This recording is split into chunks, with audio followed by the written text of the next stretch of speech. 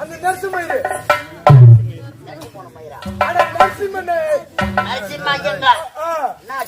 செத்துட்டாரா ஐயர் இல்லையா செத்துட்டாரா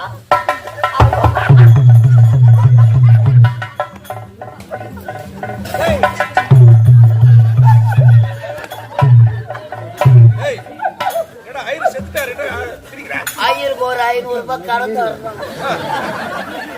அதான் செத்து செத்தம்பா சிரிச்சுக்கணுமா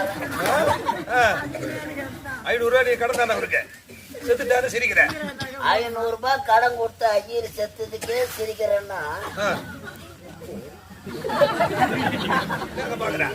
அது என்ன கேஜா